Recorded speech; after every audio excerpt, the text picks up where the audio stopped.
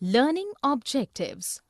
After studying this module, students will be able to understand the meaning of dissolution of a firm, explain different modes of dissolution of the firm, know the difference between dissolution of partnership and dissolution of firm, learn the rules for settlements amongst partners, learn how to prepare realization account, learn about the different journal and ledger entries.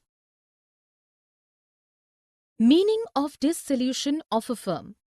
Definition of dissolution of a partnership firm. According to Section 39 of the Partnership Act 1932, the dissolution of the partnership between all the partners of a firm is called as the dissolution of a firm. This brings an end to the existence of the firm, and no business transactions are to be done after dissolution except the activities related to the closing of the firm, as all these need to be wound up by selling firm's assets and paying liabilities. Dissolution of partnership. There is a difference between the dissolution of the firm and dissolution of the partnership. The dissolution of partnership changes the relationship between the partners, which is already there, but the firm can continue its operations normally. The dissolution of the partnership may happen in the following ways: change in existing profit-sharing ratio among partners, admission of a new partner, retirement of a partner, death of a partner, insolvency of a partner, completion of the project, expiry of the period of partnership. Dissolution of firm. Dissolution of the partnership firm can happen without the involvement of the court or with the involvement of the court. When a firm dissolved, then the partnership between the partners also get dissolved. There are many ways in which the dissolution of the firm happens. Ways of dissolution of a partnership firm. The dissolution of a firm can happen in many ways. Let us discuss one by one the ways to dissolve a firm. Dissolution by agreement. A firm can be dissolved by the consent of all the partners or as per the contract between the partners. Compulsory dissolution. A firm dissolution is compulsory in the following cases. A. When all the partners or all but one partner become insolvent and become incompetent to sign the contract. B. When firm gets involved in the illegal business. C. When something happens due to which the business of the firm becomes unlawful. On the happenings of certain contingencies. As per the contract between the partners, a firm can be dissolved. A. If the firm is created for a fixed term, by the expiry of the term, the firm dissolves. B. If the firm is created to carry out one or more ventures, so when those ventures are completed, then the partnership also dissolves. C. Due to the death of the partner. D. By the formal judgment of a partner as an insolvent. Dissolution by notice. In case the partnership is on will, then if any one of the partner gives a notice in writing to another partners for the intention of dissolving the firm, then the firm gets dissolved. Difference between dissolution of partnership and dissolution of firm. Dissolution by court. A court may allow the partnership firm to be dissolved due to the following reasons.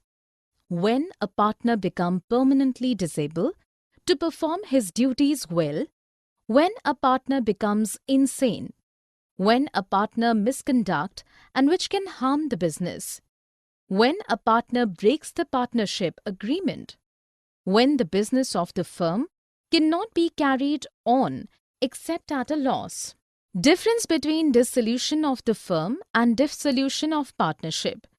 Termination of the business. In dissolution of the partnership, the business of the firm is not terminated, whereas in dissolution of the firm, the business is closed. Settlement of assets and liabilities. In dissolution of partnership, the assets and liabilities are revalued and new balance sheet is prepared, whereas in dissolution of the firm, assets are sold and liabilities are paid off. Court's intervention. In dissolution of partnership, the court's involvement is not required as it is dissolved on the mutual consent between the partners, whereas in dissolution of the firm, the court may intervene. Economic relationship. In dissolution of the partnership, the economic relationship between the partners is continued, whereas in dissolution of the firm, the economic relationship of the partners ends. Closure of books.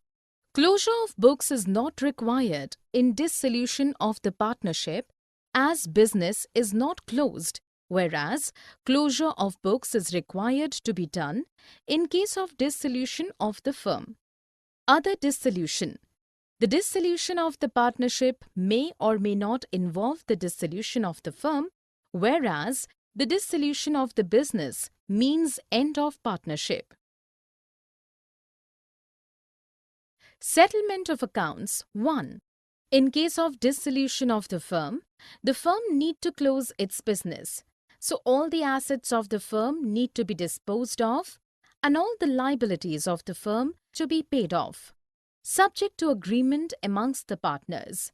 The following rules as provided in Section 48 of the Partnership Act 1932 shall apply. A. Treatment of losses.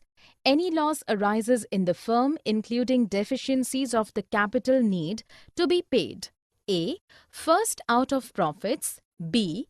Next out of capital of the partners. C. By the partners individually out of their profit-sharing ratio. B.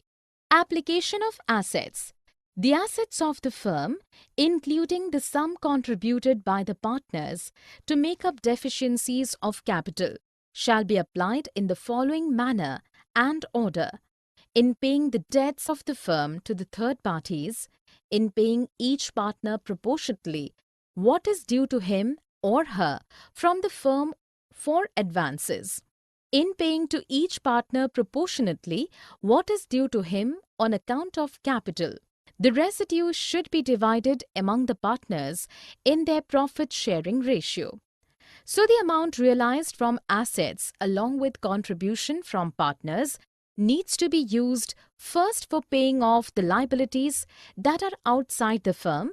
For the paying off loans, creditors, the balance should be used to pay off advances made by the partners to the firm, and if any surplus is there, that amount should be used for settlements of the capital account balances.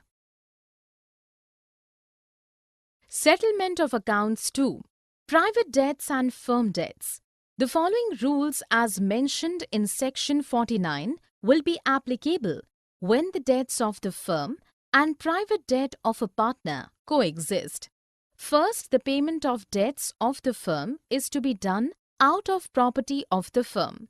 Then, if any surplus is left, then it will be divided among all partners as per their claim that can be used for payment of their private liabilities.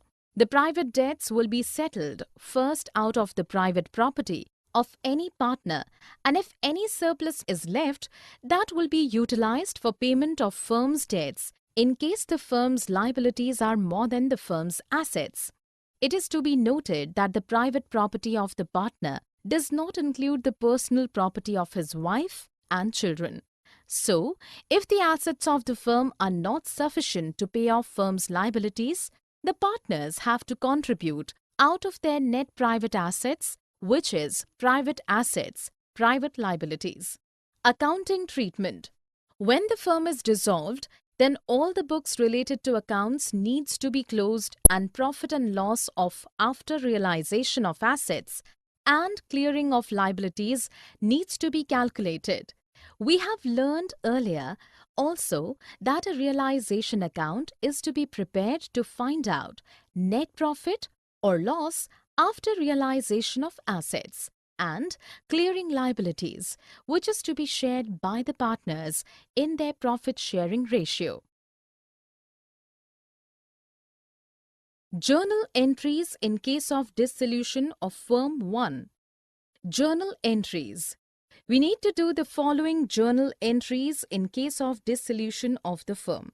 For transfer of assets, all asset accounts excluding cash, bank and the fictitious assets need to be closed by transfer to the debit side of realization account at the book value.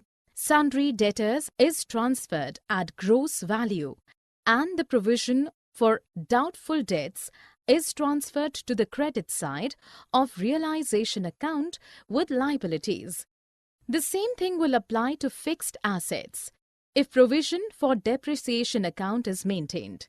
For transfer of liabilities, all the accounts related to external liabilities, including provisions, if any, are closed by transferring them to the credit of realization account. For sale of assets, the journal entry for the sale of assets would be for an asset taken over by a partner. When any asset is taken over by the partner, entry would be for payment of liabilities, the entry will be for a liability which a partner takes responsibility to discharge. If a partner takes up the responsibility to discharge a liability, then the entry will be for settlement with the creditor through transfer of assets. When a creditor accepts an asset in full and final settlement of his account, journal entry needs to be recorded. Journal entries in case of dissolution of firm 2. When a creditor accepts an asset whose value is more than the amount due to him, he or she will pay cash to the firm for the difference for which the entry will be.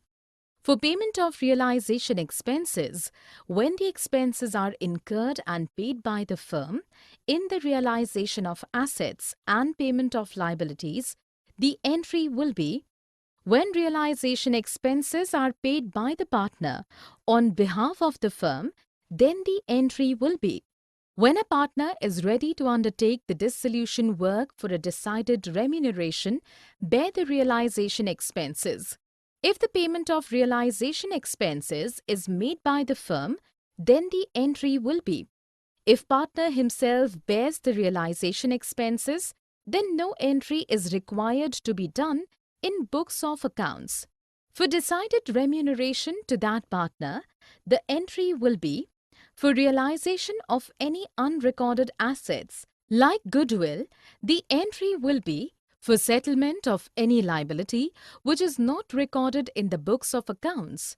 For transfer of profit or loss on realization. In case of profit, the entry will be.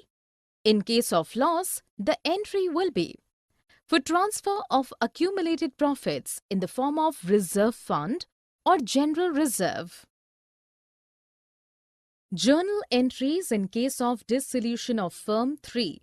For transfer of fictitious assets, if any, to partners' capital accounts in their profit-sharing ratio. For payment of loans due to partners, the entry would be done as follows. For settlement of partners' accounts, when we have to settle partners' accounts, then the entry would be the balance is paid to partners whose capital accounts show a credit balance and the following entry is recorded. Let us understand this with an example. Sita, Rita and Meeta are partners sharing profit and losses in ratio of 2:2:1. Their balance sheet as on March 31st, 2007 is as follows. They decide to dissolve the business. The following amounts were realized.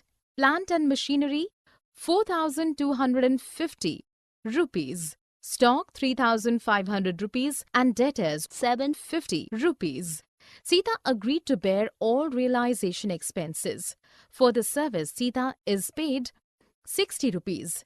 Actual expenses on realization amounted to 450 rupees. Creditors paid 2% less, there was an unrecorded asset of 250 rupees which was taken over by Rita at 200 rupees. Prepare the necessary accounts to close the books of the firm. Summary. Let us summarize what we have learned in this module. The dissolution of the partnership between all the partners of a firm is called as the dissolution of a firm. Dissolution of the partnership firm can happen without the involvement of the court or with the involvement of the court. A firm can be dissolved by the consent of all the partners or as per the contract between the partners. Dissolution happens when all the partners or all but one partner become insolvent and become incompetent to sign the contract. If the firm is created for a fixed term, by the expiry of the term, the firm dissolves. A court may allow the partnership firm to be dissolved due to many reasons. In dissolution of the partnership, the business of the firm is not terminated, whereas in dissolution of the firm, the business is terminated. In dissolution of the partnership, the court's involvement is not required as it is dissolved on the mutual consent between the partners, whereas in dissolution of the firm, the court may intervene. In